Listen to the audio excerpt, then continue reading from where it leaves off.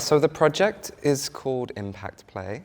Impact Play can mean something from kind of BDSM. It's essentially like spanking or hitting the body, playfully beating someone. In English, play also has two meanings. It can also be like a performance. And so the work is about what happens when you watch certain films or moving image and you experience something live that also affects your body in some way. So almost playing with the sensation of seeing this playful spanking or beating happening and trying to understand how it might spark something in your body, or how you might start to think that you are part of this play, this performance, or something live that's happening. So there's a few different ways that the work connects to other projects of mine. One is very much playing with the materiality of film.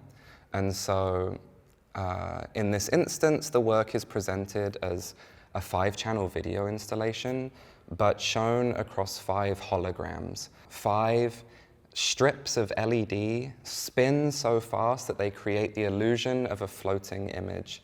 There's maybe a playfulness or an irony around the history of cinema that the earliest moving images were phantasmagoric. They were light projected on smoke to create illusions, right? And then in the 60s and 70s, we started to explore what happens when the literal strip of film is present in the space, or when the actual projector is in the room with us when we watch films. In this instance, I'm sort of using some of the language of materialist and structuralist film, and so a lot of flickering, colors that move, you see texture a lot. But like I said, playfully or ironically, it's happening on these holograms. As a lot of my previous works have done, I'm trying to like collapse history a little bit, to collapse technology all on top of each other. At the same time, the actual images that I use often reference what I would call like technologies of the clinic. And so X-rays, MRIs, ways of scanning the body to render flesh in a new way, to make the skin and the body and heat and temperature and liquid and sensation all become something familiar but unknowable. In terms of thinking about the structure of reading, of fixations per minute, I started to think in a way almost like these 5 holograms as kind of maybe 5 words in a sentence, or the way that the eye scans a sentence or a piece of writing from left to right. The images sometimes produce almost like a coherent sentence. There are 5 images that you can read left to right, and at other times they start to jump around and bounce and move, and your eye has to try to keep up with them.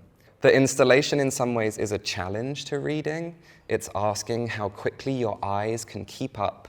A poem moves very fast on one of the screens, and you might become comfortable as a reader, or you might be struggling to keep up because it moves in such a rapid way. And at the same time, it's describing a body. And so your eyes, your kind of consciousness is being asked to create an image of a body that is being described to you. But at the same time, the work is deliberately trying to make it difficult for you to read, difficult for you to keep up, and to sort of challenge your eyes, the ocular technology in your body at the same time. And so, in a way, this idea of the fixation per minute, I took it with a little bit of antagonism. You know, like it was fun to make it difficult to read or to trick the eye a little bit.